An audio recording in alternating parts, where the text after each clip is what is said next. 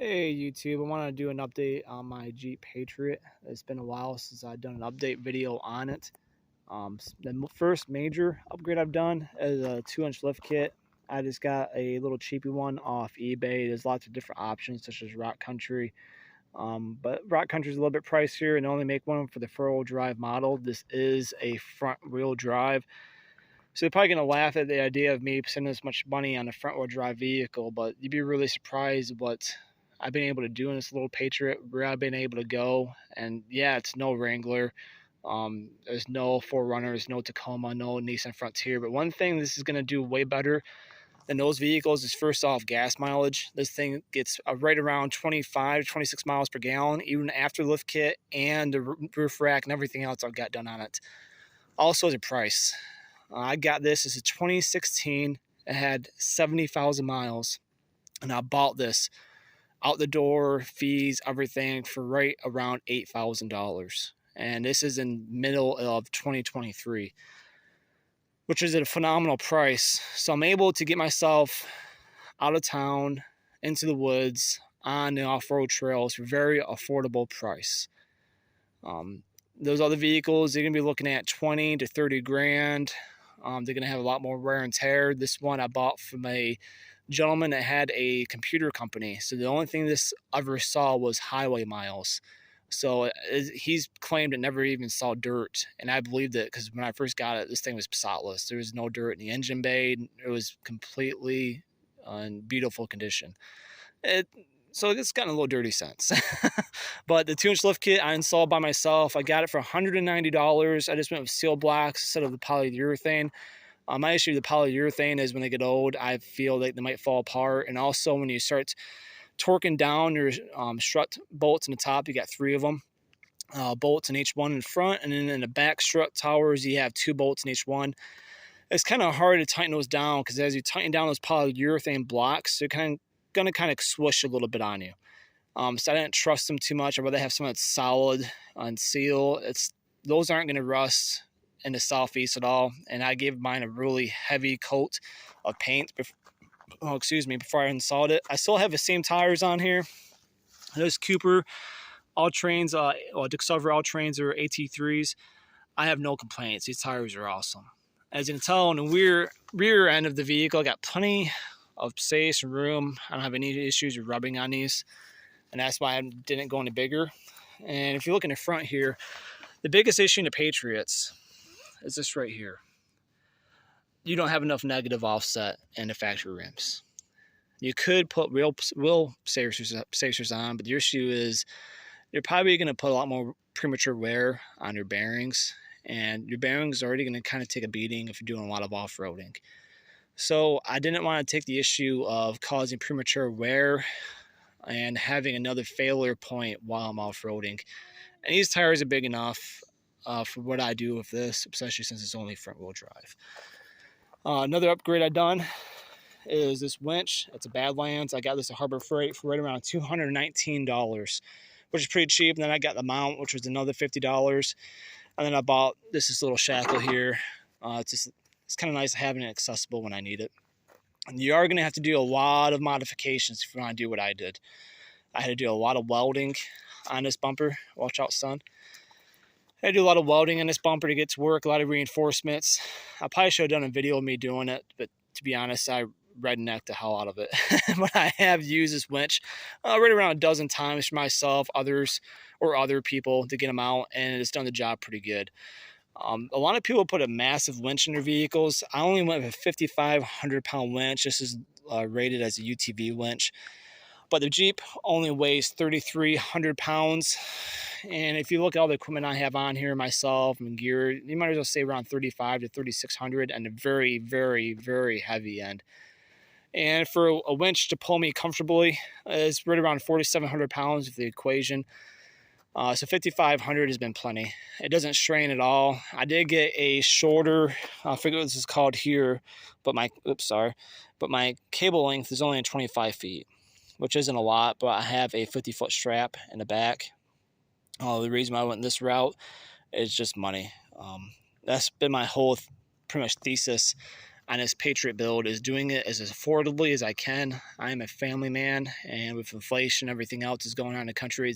It's everything on this is money oriented. Just getting it to where I can get it to work, making it work. This is what I can get affordably. This is what I can do affordably.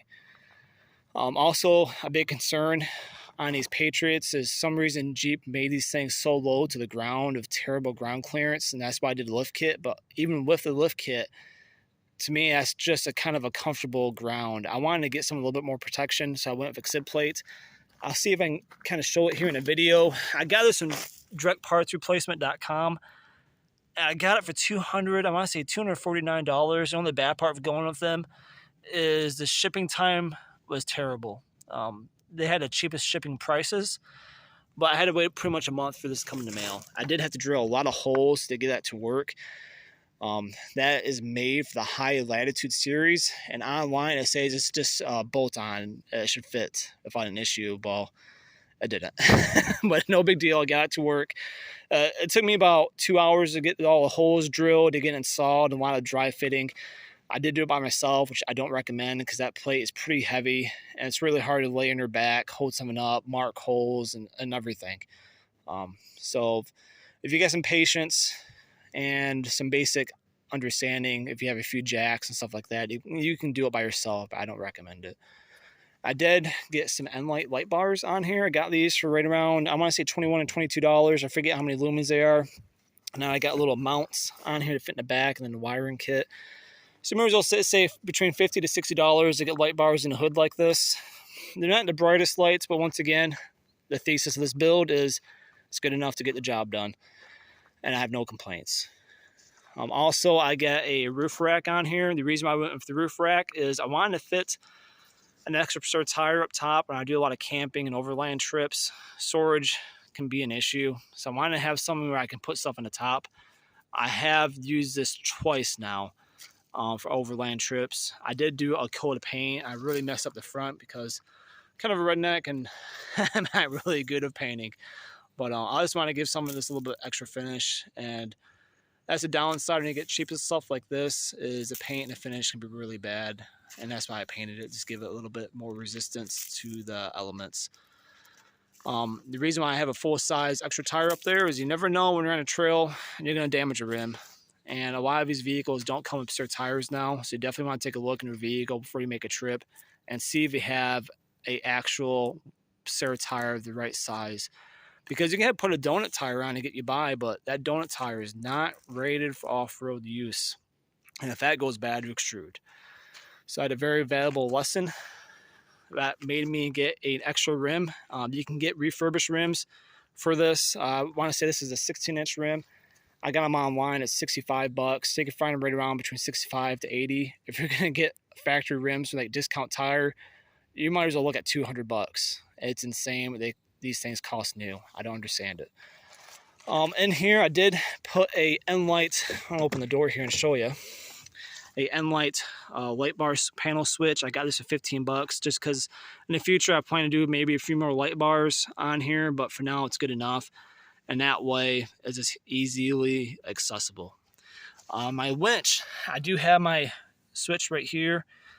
I do need to put a switch on here so I can turn off the power, so this way the light isn't always on. But I've had this installed for a month. I drive this every couple days of work. I never had an issue with the battery draining. I did do a serial upgrade on here, Sony. No particular reason, just wanted to. I got that for right around $100 to use.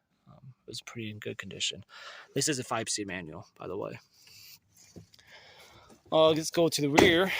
I installed two light bars on the back. So if you're doing any off-roading at night, it can be very difficult to back up if it's your factory lights. You can't see anything. And the last thing I do is smoke something.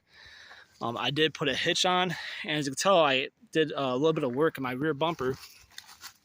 If you can see, this looks like a mud flat. It's not. Usually the factory bumper goes, it's that depth all the way across. And if you're off-roading, you're going to hit that bumper and so much stuff. So what I did is a resonator delete. I hate resonators. They're heavy. They just choke the motor. I'm not sure if there's really any big performance gains, but I can notice the vehicle runs a lot better with a resonator delete. And this is a 2.0, by the way. I do have this a basic welder, so it's able to weld up my own exhaust. Once again, it works. It's good enough to get the job done. And as you can tell, the reason why I got it tipped out to the side like that is if I could have done straight back. That's what I should have done. But I didn't have enough exhaust tubing length, and I was too cheap to go to Harbor Freight to spend another $15 on tube. So that's what I had sitting around. And I was trying to make it so the exhaust is sitting as high as possible, so that way when I cross water, which this has crossed water that deep before, my exhaust is as high as possible. And the last thing I'm going to show you, I'm not sure you're going to be able to see it at all, but another complaint I have of these is there's not a lot of charging points on here, if at all, besides for the cigarette lighter. So I got a really cheap, just USB charging station right there. I think I got that thing for like $8. It took me maybe an hour to install the run wire and everything for it. That way I got, if my passengers are in here, my kids, whatever, they got their tablets, their phones, or whatever they have, it's nice to have some charging points. Another point I want to make real quick before this video ends, it's really a good idea to get some emergency gear. The water costs $5, a cheap bag costs $10, put some first aid stuff in there, some MREs, whatever emergency food, because if you do a lot of off-roading trips and you have worst case scenarios, you come across people, or there's been even a few times I've come across dogs out here that have been dropped off by owners. I got some food to give them. I got some water to give them. And it's nice to have that reinsurance if you need it. I got my strap right here. And then if I want to use my hand controls, which I have for my winch, I have underneath the hood, I can use that.